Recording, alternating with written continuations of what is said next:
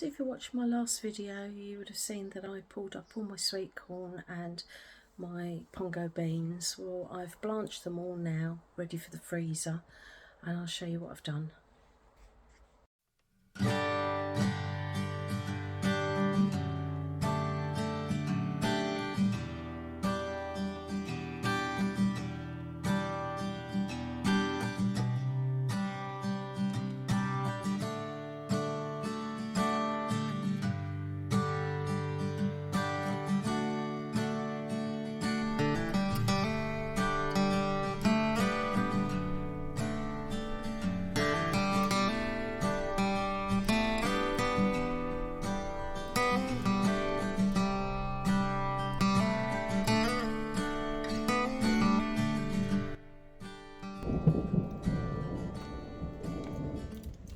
So the pongo beans, they were cut up into bite-sized pieces, well, a bit bigger than bite-sized pieces. I blanched them for 2 minutes in boiling water, then plunged them in ice cold water, dried them off as best I can with clean towels, and then bagged them up. And I did the same as sweet corn, but they had 4 minutes each.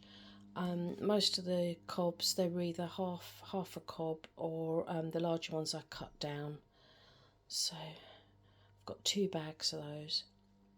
So I'm going to lay them in the freezer, and once they've frozen, then I can shake the bags up. But at the moment they're as flat as possible so that they don't all stick together. So I've got 2 buckets of Cara, which are my main crop potatoes. I cut down the foliage a few weeks ago, so I'm now going to harvest them and see what we've got.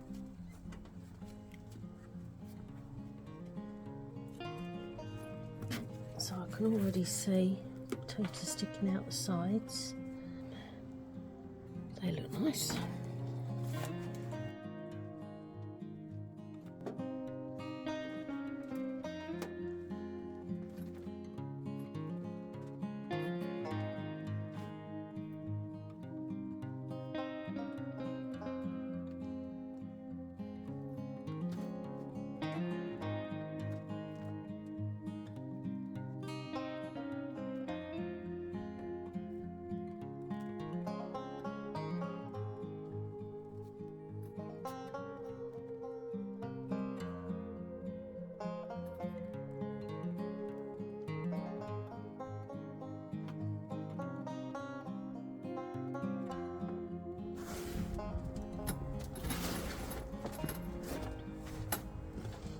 We'll sieve this, so if there is any in here that I've missed, they'll reveal themselves.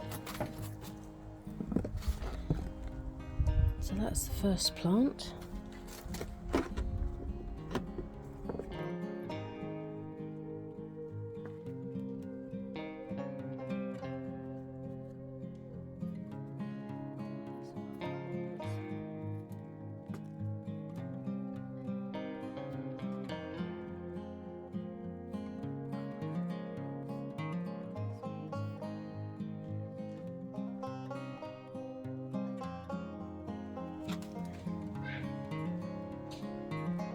Beauty. So I didn't weigh them, but I've laid them out in this tray in the shed, and I'm going to cover them with this cardboard.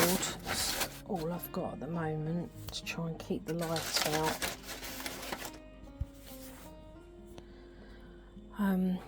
And I'm going to leave them there for about 7 to 10 days to cure, and then I can put them in a paper sack and store them. But they're not going to last me very long because it's not a huge quantity, but I don't want them all at once, so I'll show you when they're cured.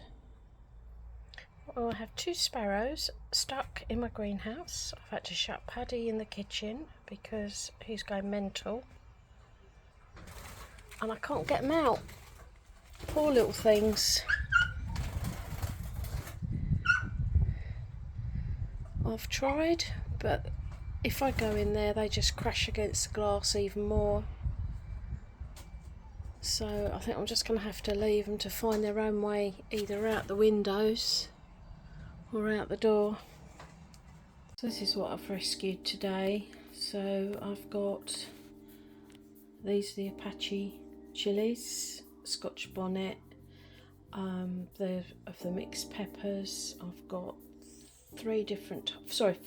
four types of tomatoes here. I've got Yellow Delight, some Shirley, some Alicante, and Roma. The aubergines, I've cut my losses on those because the plants are so badly infected now. So I've cut the 3 fruit off. And then the small potatoes that I'm not going to bother curing, I'm going to have them for my dinner, and a load of calendula petals, which I will make a calendula balm with those later. So they need to soak in oil. But yeah, it's rather colourful, I think. So at least it's something. So this is a chilli I'm currently making. It is made with a tomato based sauce that I've made myself from all the tomatoes in the greenhouse, and then it has an Apache chilli in there and sweet peppers from the garden, and that's simmering away nicely now and it smells lovely. And obviously I've had to use tin kidney beans, but this is the joy of growing your own food. It's in the cooking. So bon appetit. Oh, look at my little munchkin. It's hard to believe he was really poorly a few weeks ago. He seems to have completely recovered. He's such good company. This poor little tree is just so unwell. So I am going to pick what I can, and I'm afraid it's going to have to come out and make way for some house being moved.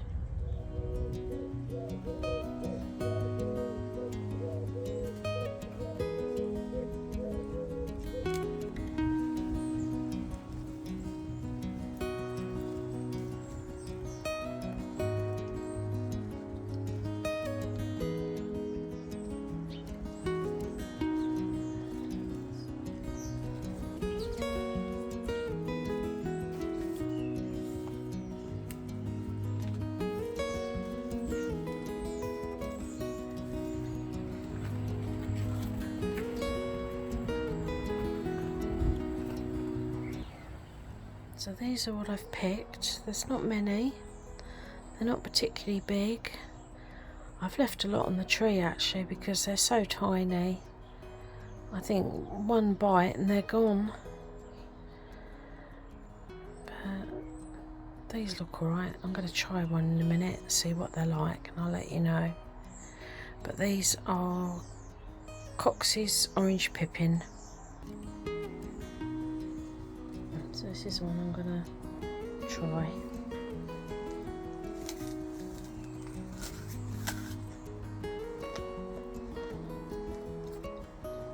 Oh, I say. Oh, that is lovely. It's not too tart. And it's not too sweet. Nice and crisp as well.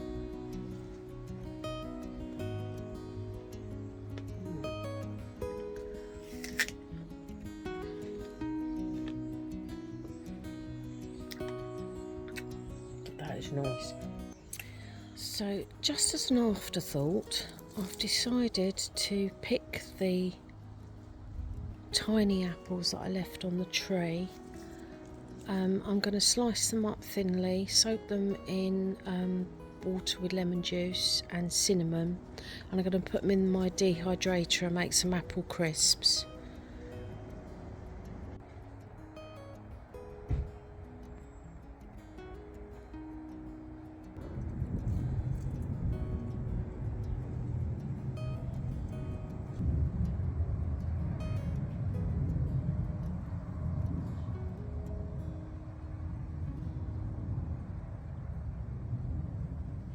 Well, I've got a few things that I need to do today, errands other than in the garden, but I've just come out here, Paddy's at my feet, I've got my usual coffee, and I just wanted to say absolute massive thank you to everybody that's commented on my last few videos about the problems I'm having with the garden. I know this has been an ongoing issue for some time, and it could get boring, I guess, if people are new to the channel and haven't seen my journey.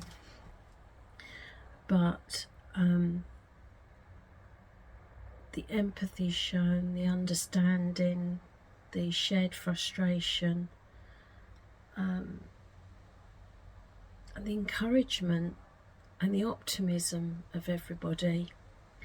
I'm going to attempt to make a list of all of you that have commented and run that along the bottom of the screen to try and say a personal thank you to you all.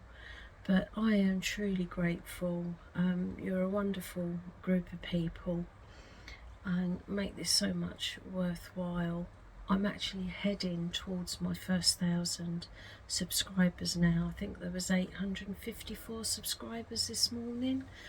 So I'm astonished. Since January, my subscriptions have absolutely doubled. So must be doing something right, I guess. But I am very, very conscious that in a small garden like this, that it has its limitations, and I worry that the videos that I put out can be a bit repetitive. So if anybody's got any suggestions, that would be great. I do try to mix it up a little bit. I know I've done one on wildlife, I've done one recently on dawn to dusk.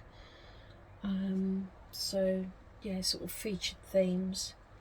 But if you've got any ideas that would interest you, that you would like to see, please put in the comments below, because I do read every comment, try to reply to every comment, and as I said, I am truly, truly grateful. I don't take it for granted. And oh, and the compassion you showed for Paddy when he was poorly, he really frightened me. I thought it was deadly serious, and it seemed to be at the time, but he has made a full recovery. He's back to his lovely self. So he's my assistant head gardener and fur baby, and he obviously has a lot of fans, so I've added some extra footage in of him for you all. So thank you, thank you, thank you. Who's that? Who's that?